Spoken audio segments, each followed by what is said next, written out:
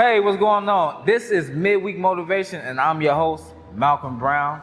And I got a great show planned for you all today. This is the season 2 finale. Come on, let's give us a round of applause for that. Shout out to the best studio audience in Chicago. Give you all another hand clap. Come on, yeah. Big it up in this place.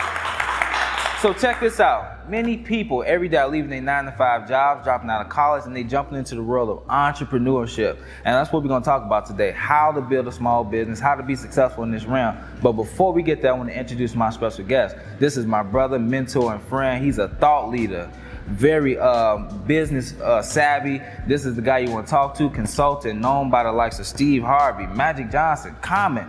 This is my brother, Charles Johnson. My man. Look, I'm so excited to have you on the show today. Of course, I know you, but I want the world to know who you are. So tell us a little bit more about yourself and what you do. So funny thing, Solo, you know, I call you Solo. Yeah. I'm more of the guy who's really behind the scenes, if you will. You know, you can Google a lot of the projects that I've worked on, but you probably wouldn't necessarily see my name attached with them, and that's on purpose. We'll talk about that later on in the segment. But I'm a Chicago boy, born and raised here in Chicago. Grew up on the Southside, Inglewood. Graduated of Whitney Young High School. Okay. After high school, I went off to Tuskegee, where I was a business major. Mm-hmm. I came out in '97, and interestingly enough, my first job that I had was working for Luster Products. Okay. Here back in Chicago, and I went to an HBCU, historically black college. And I wanted to come back and give my talents to an African-American owned company. Okay. So I took a job. I ended up staying there right about 4 months, interesting. And I had an opportunity to go to a company called Inland Steel, where I went and basically sold and traded commodities, which was steel. And then I got a call back from the Luster family, and they offered me at that time, which was a very rare situation, an opportunity to be a brand manager. Wow. And I remember coming back, the family offered me an opportunity to come back and join the organization. And at the time, I had a brand, and for those who don't know what a brand manager is, in that time, I was responsible for everything from product design, from developing the packaging, coming up with the value proposition, and then getting it to distribution, meaning selling it to the likes of Walgreens, Walmart, major retailers, big box stores. And I had 2 brands. I had S-Curl, and I had Pink Lotion. Interesting enough, and people always looked at it and they say, "Well, you're a male. Yeah. We understand you understood the texturizer, the box kit." But you don't necessarily use Pink Lotion. And did you use S-Curl? Nah, I never used S-Curl guy. I mean, I was never an S-Curl guy. But interesting, I started a spin-off product called 360 Styling, and you can see that product right now, still in the store. So the 360 Pomade, that was my baby. I launched that whole brand, and the blowout kit at that time, I brought back the blowout kit, repackaged all of the packaging, and at that time reintroduced it to a new consumer, an emerging consumer, and I leveraged the whole hip hop movement at the time. Wow. Coordinated and partnered with Slam Magazine, Source, did all of the promotional activity with the Pink brand, with Essence Music Festival and those sponsorship. So I had a real good run, early on in my career, and then I was promoted to senior brand manager over an entire marketing department. And then during that period of time, there was consolidation in the African American haircare business. Yeah. Meaning large general market companies were coming in and buying companies. Wow. And I can recall getting a phone call from a company called Wella. They're a huge international company, and they called and they offered me a position. And I'm like, okay, first of all, how did you find me? But they had been tracking all of the performance of the brands that I represented, and they were outperforming some of the general market brands. I want to say something real quick. I want our viewers and our audience members to know when you do well and really serve your product with 110%, your name will be brought up. I'm telling you, my pastor says it all the time. Give 110% to everything that you work on. Have pride and dignity into it. And trust me, you never have to market what's good. Yeah, and I'm giving the details for the folks here in the audience and the people at home so that they understand, like, this process doesn't just happen overnight. And people are not gonna just call your name if you haven't proved yourself to be qualified for the assignment. You know, so like, no, and you mentioned, Pastor, like, no matter, you know, how much the universe wants to bless you, it's not going to give you something that you're not prepared for. So on that journey and performing where I had the opportunity to perform, other people saw it and then recognized that and wanted that value. And I remember them calling me in, and I took the interview just to sort of test the market. And I always say, you know, there's nothing wrong with having a conversation, even if you're somewhere else. Just understand it. Sometimes it's to understand what's happening with the competition, and sometimes it's for you to be able to know where your true value is. And I remember taking a meeting, and they offered me about 2.5 times what I was making already at the other company. And I went back to the company, and of course I said, hey, you know, I'm going to pursue this opportunity. And this was my first lesson in business and understanding money and understand my true value, honestly. And that's why I want to really land on this. And I remember going back to the president of the company and having a conversation with him, and he taught me something. He taught me a lesson. And I said, I had told Mr. Luster, I said, Mr. Luster, you know, I was offered, you know, this money. And he said, so what are you going to do? And in my mind, I had already made my decision up that I was going to assume this other position and move to New York and take the position. And he said, well, you know, give me a day and I want to think about it. And then he came back and he countered the offer. And I said to him, well, if you knew I was worth that all along, why didn't you give me that money in the beginning? And he gave me a lesson really in business at that time. At the time I was 25 years old. And he said, I was taught never to pay 25 cents for something that I can pay a dime for until I have to. Wow. So he said, while I recognized that you were more valuable, I didn't have to do it at that time. So why would I pay more for something until I have to? And so I took that and I said, well, and I remember questioning him and saying, well, do I really want to stay here now? Because, is the relationship going to be tense? Exactly. Because I'm making you have to. And this is a lesson that I learned then. He said, nah, he said, I'm doing it because I have to, not because you have my kids held hostage. It's like, so I'm not doing it under duress. Yeah. I'm doing it out of the best interest for my company. And I ended up staying with him. And here's where I think was a tipping point for my life. I called the company back and I told them that I was not going to accept the position and I was going to stay where I was. I want to ask you a real quick question as we go on through your life and some of the things that you did early on in your career. I truly believe that you have to change your environment. You have to really break away from what you came up in, because I heard you say you grew up in Inglewood. Sure, yep. And we know what Inglewood is in the city of Chicago. So how did you break out of the mindset of an Inglewood upbringing to be able to be exposed to something greater that made you reach higher in life? Can you talk about that? Yeah, so it's like, it's not about where you start and where you are. You know, I took the time, every opportunity I had to read any and everything that I could. So first, I got access by reading, and then I had a good family structure that took me beyond my neighborhood. Yeah. So I remember my parents would take me downtown, and I would be able to experience something outside of where, as a young kid. Yeah. I remember my grandmother would take us on family reunions, and I would, be able to go outside of the city, and I would see how other relatives live, not just because where I live wasn't just the only benchmark, it was exposure to other family members who lived other places.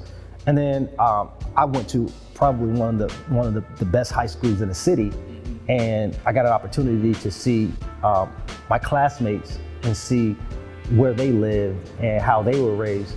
So just because you're raised in a certain environment doesn't necessarily determine sort of what your ambitions and what your desires will ultimately be. Exactly. So to me, that's really not an excuse to not be able to have a heart's desire or to achieve what you need to achieve. Please say that one more time, because I live in a generation of what they come up with excuses every day. I don't have it. My family don't have it. Look at where I live. Look at where I stay. I didn't go to college. Give 1,000,001 excuses. Say that one more time about excuses, please. It's not, like I don't operate by the idea of excuse, and I really truly believe no matter where you start, I really believe that whatever your heart's true desire is, your mind will figure out a way to get it done. Like it's not about your current circumstances that will determine ultimately where you're supposed to be. This is very vital. Go ahead, keep going. I'm listening. This is amazing. No. We get to talk about this all day. But just going back to the position and situation which I believe set me up. Yeah. And I'm gonna use the word integrity in business and keeping your word.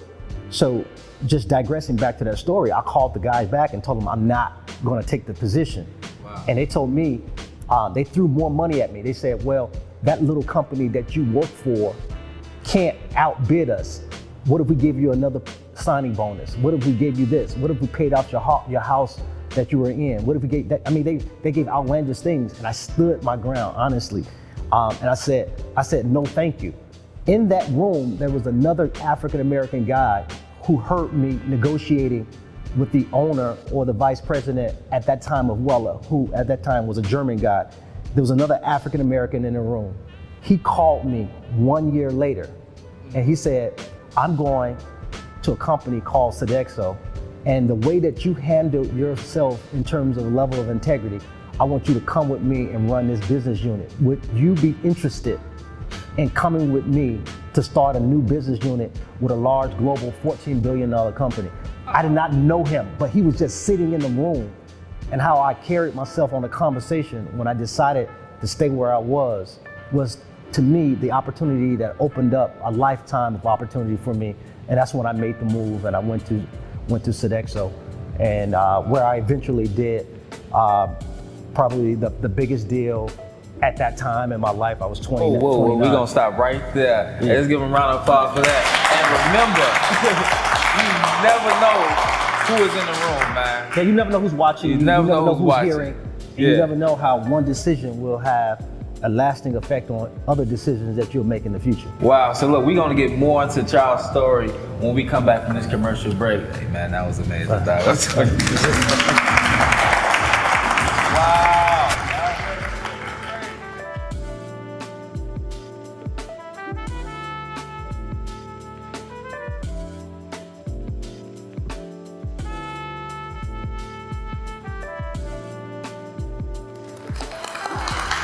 And we are back.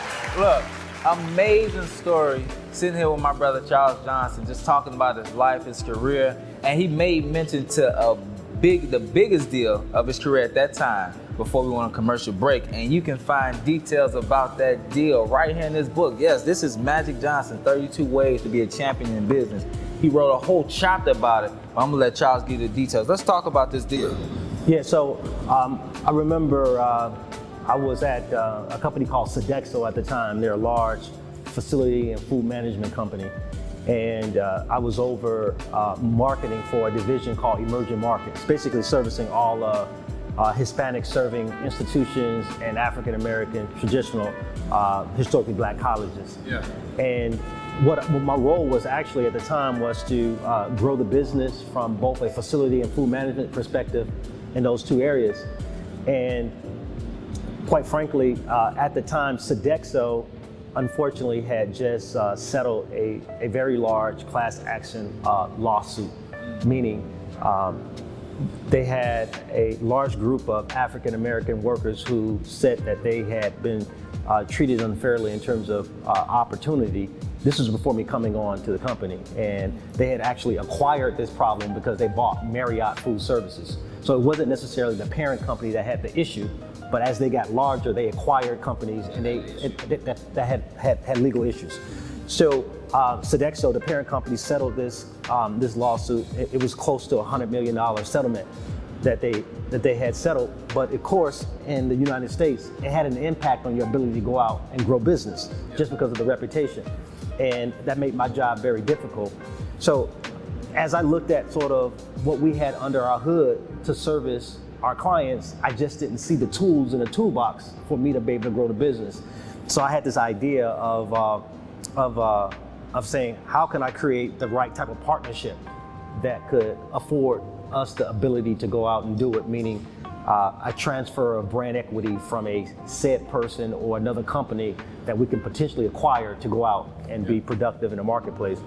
And I was on a flight back from a business trip, and I was reading Black Enterprise, and they had this write-up about a guy named Magic Johnson and all of his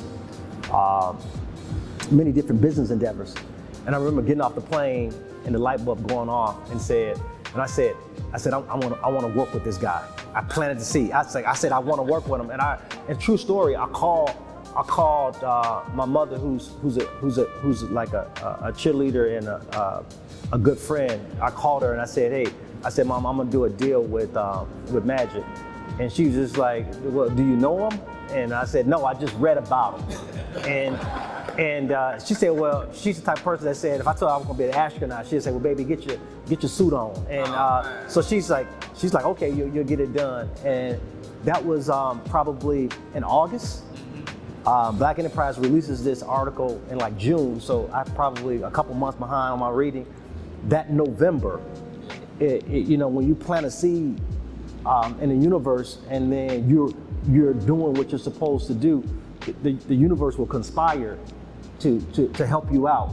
And I was at Howard Homecoming. This is the same year, November, and I was on a balcony having some drinks with some friends, and I said to them, man, I got a deal for Magic. If anybody knows Magic, I'll pay a bounty to get a meeting with them. Yeah. And I had a couple too many, and I was just and really I was just woofing. Yeah. But I planted the seed then, and then a guy came up to me, and he said, I'm from LA. I can get you a meeting with Magic. I do some business with him already. And I said, I can't talk about it now, but when we both sober up in the morning, let's go have breakfast and let's talk about it. That next morning we had breakfast, and him and I discussed it. He said, well, what is it you're trying to do? And I told him what I was trying to do. And he said, I'll get you a meeting with him. And without permission from my company, I flew out there on my own dime, my own money, because it was an exploratory trip, and I was prepared in my mind and my heart to get the deal done, but I didn't know what the deal was gonna look like. Really quick, so in the book, Magic actually wrote about this. In the book, is in the chapter called Joint Venture, and this part that Charles is going through now is called Testing the Waters. Oh yeah, man, you read the book. That's true. yeah, Urban was saying it's called Testing the Waters. Yeah. That's a pretty damn good catch. But I went out there and I flew all the way out there, and I remember paying at that time about $1,200 for a round trip ticket. And I didn't meet with Magic. I ended up meeting with his COO. So I told the guy who brokered the meeting, I'm like, wait a minute, I didn't even meet with Magic. So, I don't know where this is gonna land. So he said, okay, come back again, and you're gonna get your meeting with Irvin. So I remember going back out there, and at the time, Magic had an event called Midsummer Night's Magic, where he would basically have a big charity event. Yeah. And I was able to meet him briefly and explain a very high level elevator pitch in terms of what I was looking to do. And I remember his office calling me back saying, well, we're familiar with the industry that you're in, but can you give us a little bit more information? And I sent some information. At that point, I had traction, but I had never went back to the company who I was working for and said I was working on this. So I'm basically, kind of moonlighting, trying to put this deal together without proper permission. And then I remember going back to my boss and telling him, I got this deal that we can put together with Irvin. And he said to me, man, Irvin don't want to do that, man. Get back to work. Like, why are you wasting your time with that? I took it up another level to his boss, and his boss said to me, what did he say? And I said, he rejected it. And he said, forget about it. And then I said, at this point, out of desperation, I requested through our public relations department a meeting with the CEO of North America for Sodexo. How bad do you want it? Yeah. How bad do you want it? You gotta go after it, y'all. This can't stop. This is a true story, and he gave me 15 minutes. He said, I'll put you on my calendar for 15 minutes. You can come in, and at the time he did not know what I was coming in to talk with him about. Now he's CEO of a $15 billion company. He doesn't know me from an ant because I'm so far down in the ranks of an employee. And at the time, Sodexo had about 347,000 employees in North America. I remember going into him, I had my little pitch deck, and he said, okay, I got 15 minutes, what is it that you have? And I went into my spiel, and within about 45 seconds, I can see him leaning forward, and at about 3 minutes in, he said, stop. He said, who do you work for? Like, who is your boss? And I told him my boss name, and he said, I don't even know him. But this is the type of determination that you got, the guts you got to have when you believe in what you believe in. I was going to ask you too, before you continue the story, what did you feel like when you got told no twice? Oh, so to me, no is just not yet. Mm-hmm. It ain't no. Like, I don't even understand that. It's just like not at this point. Yeah. So and then no, sometimes it's like you're giving it to the wrong person because the wrong person can't understand it, or the wrong person doesn't have an authority to act on it. Or maybe it's even the timing too. Because think about it like this, had he told you, yeah, you may not have been able to get the meeting with the CEO. True. It got you to a higher level to meet with the person that you needed to talk to. Yeah, that's dope. So I operate on that line of thinking, like, delay does not mean denial. Yeah. It just means that not yet. So I was fine with, and I didn't keep it personal or hold it personal that either my boss at the time did not either have the foresight, didn't have the power, did not have the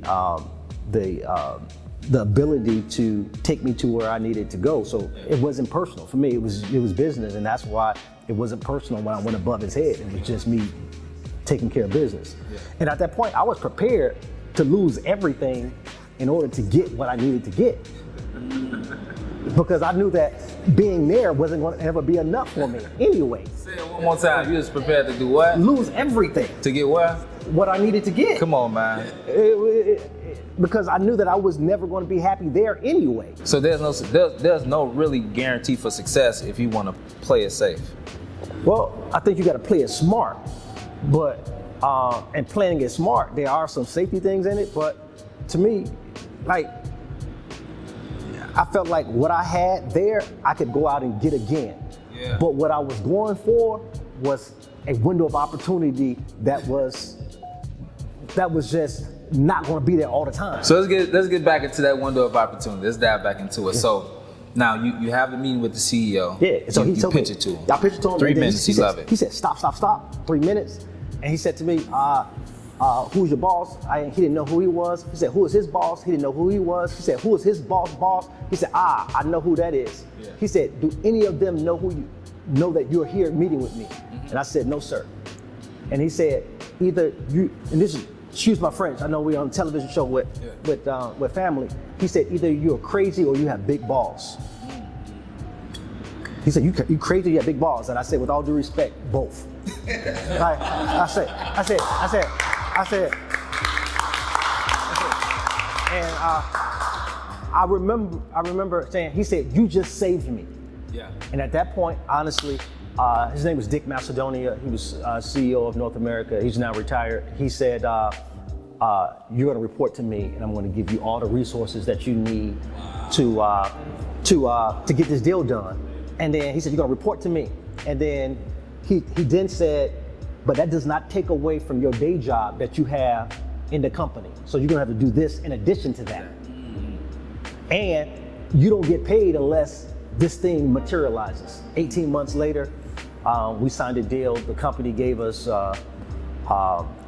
fronted us, meaning the parent company fronted us a handsome amount of money to start a new company called Sodexo Magic. Wow. And then I led that company for a few years, ran it up to about 100 million. Wait, what was the number again? And you understand, it's like, it wasn't like $100 million in the bank. It was like the value of it, yeah. Yeah, we were doing $100 million. You took something at an embryonic stage and took it to zero. It was zero. And I remember, $100 million, wow. Now, what's pivotal is, at every point in my life, I've always had good stewardship. I've had good mentors. Yeah. And I remember a gentleman by the name of Michael Norris. He joined Sodexo, and he was president of Sony Lowe's AMC. And he joined the company, and Caucasian guy, but one of the best sort of mentors I've ever had at a very pivotal point when I was doing a large deal and really didn't have good guidance. He said, after you did this deal, he said, Charles, you'll no longer have to look for a job. And he said, you'll no longer have to accept a role less than a vice president anywhere if you choose to work for somebody else. He said, you'll never have to do it. Wow. And he was right. He was right. And I didn't understand that at that point when he was talking to a young man at 29 at the time when I did that particular piece. And when it performed well, Irvin called me one day and he said, hey, I want you to come work for me. Yeah. Can you leave your role as just doing this for us, for the joint venture, and come work for me? And then I went to work for Irvin. It was real quick though too. It was a couple details in the book that he missed. So the guy that told him no, he ended up taking this job. I would say he took my job, but he ended up selling for me though. He ended up working for me. Yeah. The guy that told him no, I was like, mama. So Magic called you his pick and roll partner, man. What did that feel like at 29 to have somebody like Magic Johnson? I want to jump into it a couple different levels. One, I believe that the creator had already set me up and took me through a lot of different things coming up as a kid and then maturing into a young man to be prepared for the responsibility and understanding the gravity of the role. So I never got into I work for Magic Johnson, the celebrity piece. I just felt like I was doing my job. And then it was probably more so the personal part of it that was hard for me, going from where I was financially and socially, being elevated to a point that when you have more money than anybody you know in your family, and then you bear the responsibility of being that person who really sort of breaks through and then still having to maintain so I don't want to cut that you. position. I want to cut you, but that's a great point. I want to talk about that because a lot of people that's watching think that money is the answer to all things, especially in my generation, young people. And then when they get money, they get out here into the world without no mentorship, no good examples on how to manage money and all that. So I heard a quote, and I want to read it to you. I want to see what you think about it. The quote says, success has as many traps as failure and insecurity. Yep. What type of traps did you have to navigate through when you got into a role of just being successful financially and in business? So, traps of, for me, I kept the people around me who I grew up with. So my best friends were always my best friends. And then I had family members that kept me sort of humble because I never forgot where I came from. But some of the things that I had to navigate was new people coming around and being able to determine, what are they there for and what do they want.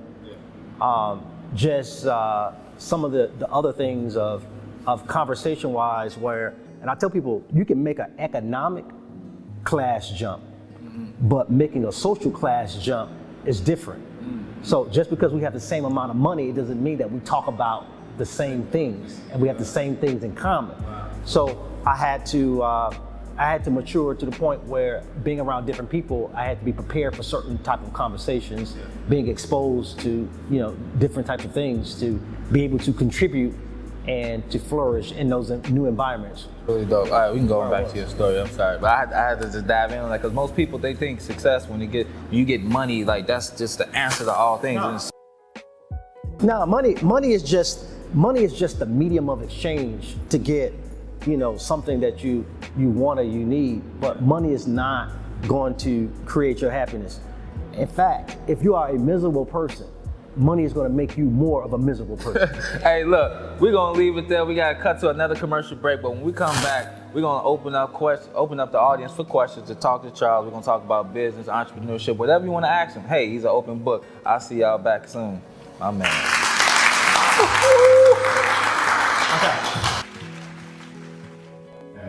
Do you find yourself walking through life sometime aimlessly, not really knowing where you're going, or you can't figure out why the things happen to you or how they even make sense? How you doing? My name is Malcolm Bryan. I'm author of this new book, 10 Miles to Your Destiny, Pressing Towards the Mark. This book is all about the believer's walk of faith. And let me tell you something, there's a promise over your life, but you gotta go through the process. And this book talks about the process. So if you wanna make it to your destiny, hey look, I want you to grab a copy of this book. It's available on Amazon.com, 10 Miles to Your Destiny.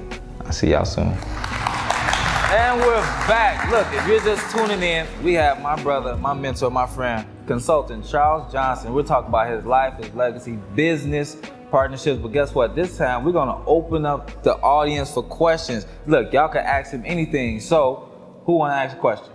Come on now. Well, while the audience is figuring out their questions, I wanna play a quick game with you. Huh? All right, go ahead.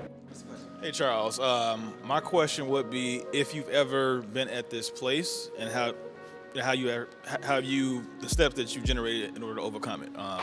So if you ever reached a plateau that you found yourself hitting a hurdle or roadblock, what steps did you do in order to get over that? Okay, so and I'm gonna repeat it back to you, just make sure I have it right. You said, have I ever experienced a roadblock, and then how did I get over it? All right, so I can honestly say that nothing that I've done have come easy, and I face roadblocks every day. And I remember learning, I probably was about 14 or 15 years old. My father said to me, if you really don't believe in what you're doing and you don't want to be the best at it, quit now. Like, just quit. Just stop, because it's going to be difficult. So for me, most of the things that I've ever decided not to do is because I decided that I really didn't want them and I didn't really want to be the best at it.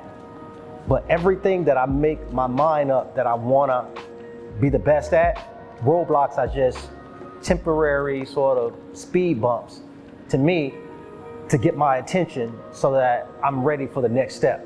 So I use roadblocks as not things that may be discouraging, but I use them as sort of pause sessions to retool what my strategy is so that I remain 2-3 steps ahead. So I welcome roadblocks because I look at them as moments where I can pause, if you will, to basically strengthen my game. And when you're committed, you know roadblocks are gonna come, but you also know that they're not a deterrent. Wow, that was great. That was good. Let's take another one. Anybody else? Anybody else got a question? Anybody else go? So we're gonna play a quick game. I'm gonna throw some words out there to you, and I want you to give me the first thing that comes to your mind. All right, cool. First thing that comes to your mind. You ready? Food. Is that the first thing? All right. Sacrifice. Completely necessary. If you're not prepared to do it, then what are you living for? Time management.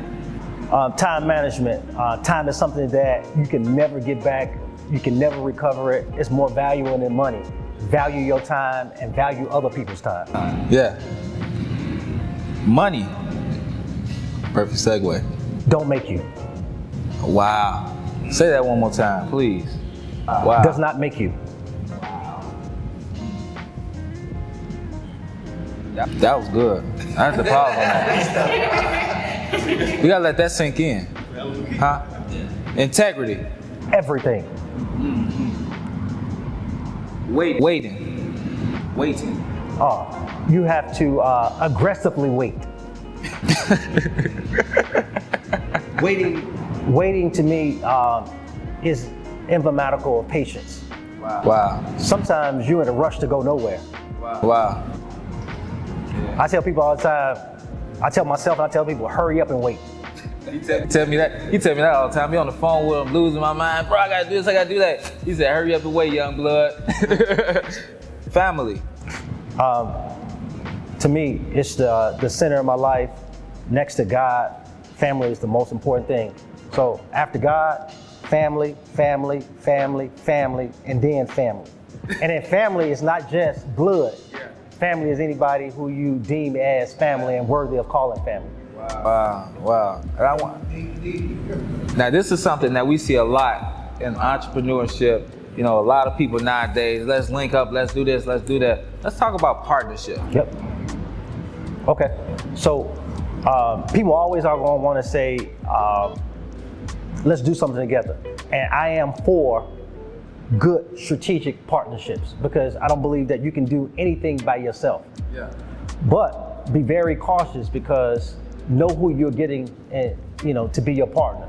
Make sure that you guys got same work ethic, same values in terms of how you value money, how you value your time. Make sure that you guys have the same mission. To me, a great partner can be everything that you need to get to where you want to go, but also the wrong partner can destroy you. Wow. So when you pick a partner, just pick somebody who you know that you can have dinner with at your house. Wow. If you can't have dinner with you at my house, I can't do business with you. I was listening to an interview that you did before, and you said in order to partner with somebody, you would want to trade places with them. Can you elaborate on that? Well, it's like if I'm gonna do business with you, one, I'm at a point in my life. Sometimes people say, "Well, you don't have to do business. It's only business." But for me, it's more than business. I only do business with people who I like now, and who business with people who I respect. So if I'm not willing to trade places with you in the deal, and then we're gonna treat each other equally and as fair, then I should want to be your partner. I should want to be your partner because I want you to carry me, or I should want to be your partner because I want to use you. It should be your partner because you have something that I don't have, and I have something that you don't have, and when we come together, we uniquely do something that's special. Wow. I got one more question for you. I remember in another interview that you did, you said something about leaders versus managers. I really want you to elaborate on that because we got a lot of people jumping into the pool of entrepreneurship and taking on a role as a leader. They could be a very good manager. So can you talk about leaders versus managers? Yes. I have a very basic idea of the difference, and there are a lot of different books and a lot of different philosophies on the difference between leaders and managers. But for me, managers sort of do good processes right. They can manage a process the right way. The leader does the right thing. So sometimes like doing the right thing is against what the management process should be. So that goes back to one of the things we talked about integrity. Managers they say, hey, I need 25 of these bottles produced in 1 hour. They may tell somebody, hey, don't pick up your kids today. I need somebody to stay on the line and I need 25 things. A leader would say, we'll get this out, but go pick up your kids because family is more important than getting these bottles out. Wow. And So for me, it's like doing the right thing versus doing something right. And the quote you said was, leaders do the right thing, but managers do things right. Correct. Yeah, I love it. That was amazing, man. You also talked about in this interview on how you have people that supposed to be in management roles that jump into leadership roles, and what happens is they end up leading people in the wrong direction, and they become very destructive. We throw around the leader title all the time. What is a leader? What is your definition of a leader and leadership? Well, a leader, first of all, a leader would not send somebody or request something to somebody to do something that they wouldn't do. Wow. A leader would not compensate you less than what they would compensate themselves for the very same role. Wow.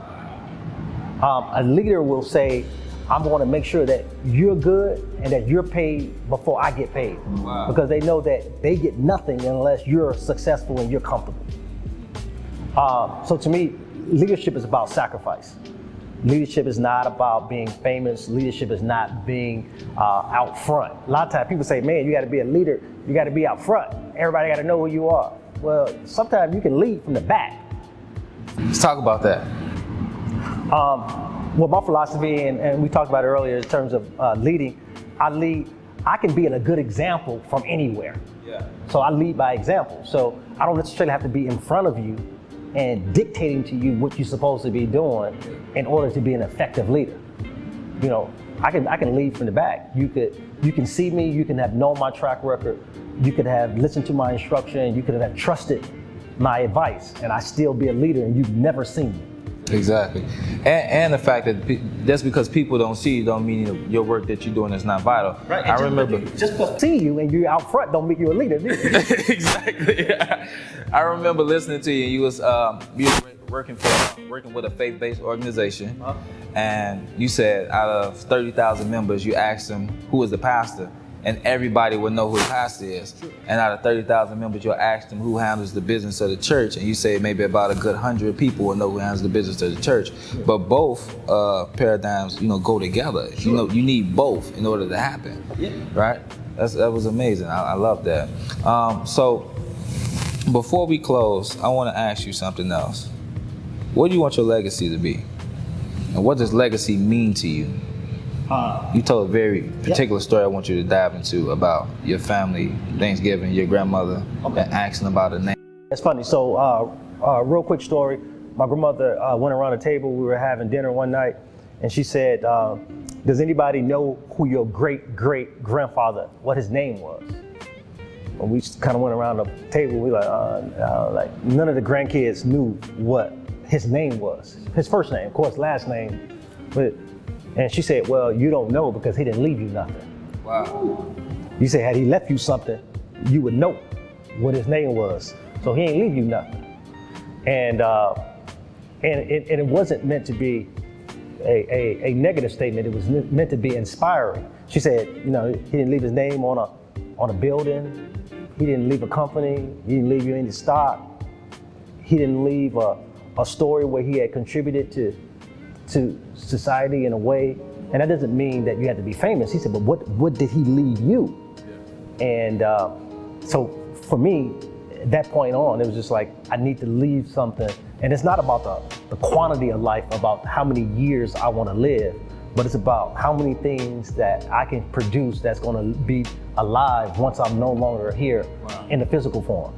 So for me, I want an accumulation, a body of work and things that exist that when I'm gone, those things still exist, and it creates an opportunity for other people to latch onto it and to be whoever they need to be, wherever they need to be, based upon those things that are left behind. Dr. Miles Monroe once said, true leadership is not about running a race, it's about passing the baton. I would agree. And that's the most important part of the race, is the passing of the baton, because it doesn't matter how fast you run, it's about how good do you transfer the baton to the next runner. Correct. Yeah, so I thought that was very great.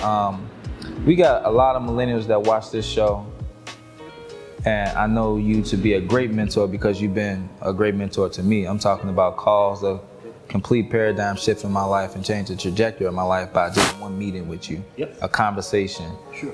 So I would like you to look into this camera and talk to some of my viewers, 25, 19, 18, to come from where we come from. But I got big dreams, big aspirations, and got some drive and some dog in them, but they just don't know how to get there. So I got a couple things that I would leave them with, honestly. And I'm over here. I want you to look at them. All right, so I got a couple things that I want to leave them with, and this is intended not to be disrespectful, but to ignite a fire in your belly to go out and be something that that God intended you to be, even if you don't know it. So, the first thing I want to say is, you gotta have faith and you gotta believe in God, because without God at the center of it, I believe is nothing. So anybody who's not a believer, you gonna lose me right now, because honestly, my treasures and everything that I've got, I know what the source is. So I'm a believer.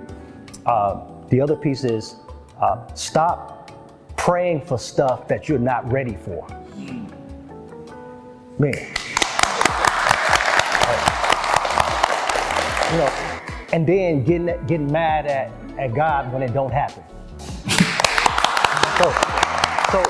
So it's like I had to learn that many times that stuff that I wish for, whether they were material things as a young man or even something like my wife and my daughter.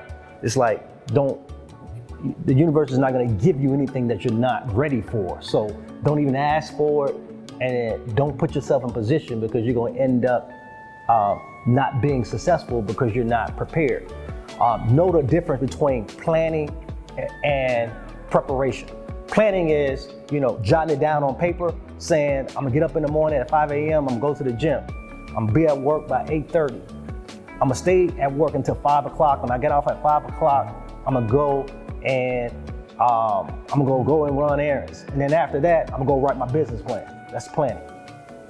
All that don't mean nothing if you're not prepared in your mind and your heart to do what's on paper. Wow. Don't mean that.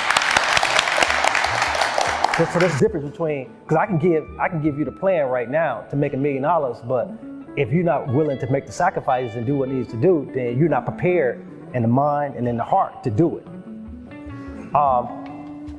Don't worry about where you come from, because my mother and my father are still together, but my mother and father had 2 kids at 19. I came from right here in Chicago, 64th of May, and now my wife and I, we can afford to live within reason anywhere we want to live. And she's an Inglewood girl too. So, good reason. I've been over his house. Very good.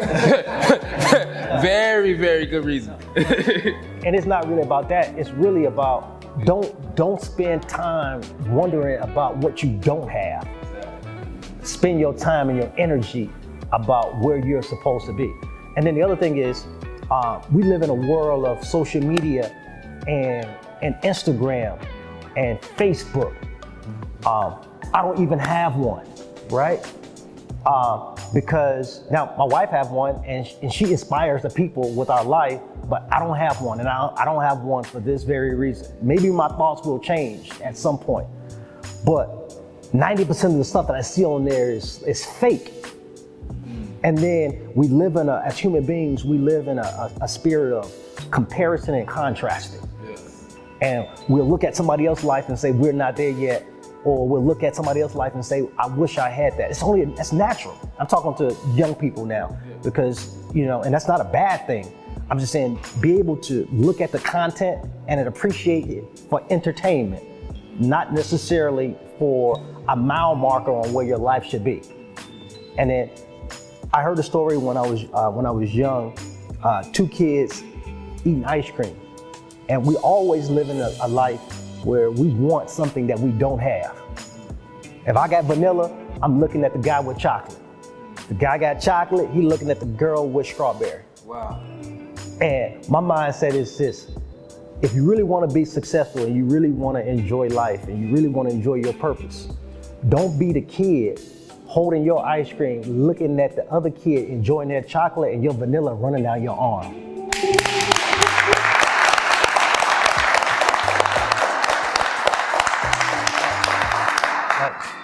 Like enjoy your life right where you are, and know that there's no shortcuts.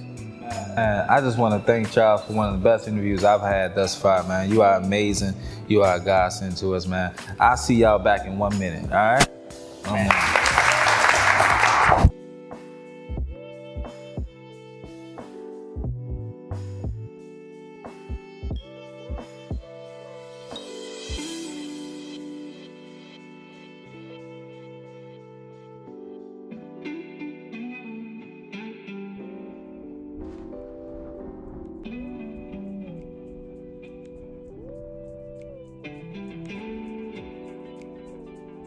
And we're back. Look, we're gonna get into this. Just one more thing. I want to say this. There's a time and a season for every purpose under heaven, the text teaches us. And I'm so glad that you all have purpose inside of you. And I want you to jump out on your purpose today, because the world is waiting on it. I need it, we need it, they need it. We all are waiting on the purpose that God put inside you. So go out there with fierceness, with tenacity, with drive. Believe in yourself and know that you can do it. And remember this, when climbing the mountain, don't do it just to be first. And don't climb it for fear that you're gonna be last. Climb it because it's there and you can, and that you can make it to the top. I love y'all. This is Midweek Motivation. I'm your host, Malcolm Brown, and I'll see y'all again. Yo, what's going on? It's your brother, Malcolm Brown, and welcome to my YouTube channel. Look around, like, subscribe, and share. Don't forget, leave something in the comment section for me. I want to hear from you. See you again.